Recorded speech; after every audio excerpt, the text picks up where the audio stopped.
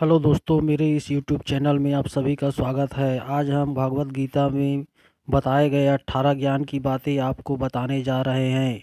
इसे ध्यान से सुनिएगा। चलिए इस वीडियो को स्टार्ट करते हैं। महाभारत में भगवान श्री कृष्ण ने पांडु पुत्र अर्जुन को जिस तरह उपदेश दिया था, शायद हमें लगता है कि ऐसा उपदेश हम सभी को प्राप्त करना चाहिए, क्योंकि इसमें सिर्फ ज्ञान ही नहीं, अपने जीवन सरल तरीका से जीने की मार्ग भी दिखाता है। इंसान की क्रोध से बुद्धि भ्रष्ट हो जाता है। बुद्धि भ्रष्ट हो जाने पर तर्क करने की इच्छा होती है, लेकिन हर मनुष्य का लाभ, कामना, वासना, इन सभी चीज़ों से मुक्ति दिलाते हैं भागवत गीता पढ़ने के बाद इंसान की सोच एवं भावनाएं सब कुछ सही दिशा पर चले जाते हैं, जहां मनुष्य को जानना चाहिए।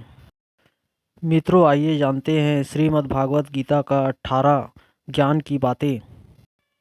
पहला, सुख और आनंद मनुष्य के भीतर ही निवास करता है, परंतु मनुष्य उसे स्त्री में, घर में और बाहरी सुखों प्राप्त के लिए ढूंढ रहा है। दूसरा, श्री कृष्ण कहते हैं कि भगवान उपासना केवल शरीर से ही नहीं बल्कि मन से भी करना चाहिए। ईश्वर का वंदन उन्हें प्रेम बंधन में बांधता है। तीसरा, मनुष्य की वासना के लिए ही उसके पुनर्जन्म का कारण होती है। चौथा, इंद्रियों के अधीन है मनुष्य, इसलिए जीवन के विकार और परेशानियां आती है। पांचवा, अपने को धैर्य, सदाचार, स्नेह और सेवा जैसे गुण सत्संग के बिना नहीं आते हैं। छठवां, श्री कृष्ण कहते हैं जिस प्रकार शरीर से वस्त्र मैले होने पर बदलते हैं, ठीक उसी प्रकार मन में यानी हृदय में मैले होने से उसे निकाल देना चाहिए। सातवां, जवानी में जिसने ज़्यादा पाप किए हैं उसे बुढ़ापे में नींद नहीं आती, उस बात से बताते हैं। आठवां, भगवान ने जिसे संपत्ति दी है उसे गाय रखकर सेवा करनी चाहिए, इससे भगवान प्रसन्न होते हैं। नौवां, जुआ, मदिरापान, पर स्त्री गमन, हिंसा, असत्य, मद, आसक्ति और निर्दयता इन सब से कलयुग का वश है, इसलिए इसका और एक नाम है घोर कलयुग। 10वां, अधिकारी, शिष्य जो ज्ञान प्राप्त करने में परिश्रम करते हैं उसे सद्गुरु अवश्य मिलता है। 11वां, भगवान श्री कृष्ण कहते हैं कि मनुष्य को अपने हृदय को बार बार समझने की कोशिश करना चाहिए। ईश्वर के सिवाय उसका कोई नहीं है। साथ ही यह विचार करना चाहिए कि उसका कोई नहीं है इस ब्रह्मांड में, और साथ वह किसी का भी नहीं है। 12वां, भोग से क्षणिक सुख प्राप्त होता है, साथ ही त्याग में स्थायी आनंद है। 13, श्री कृष्ण कहते हैं कि सत्संग ईश्वर की कृपा से मिलता है, परंतु कुसंगति में पड़ना मनुष्य के अपने ही विचारों के कारण होता है।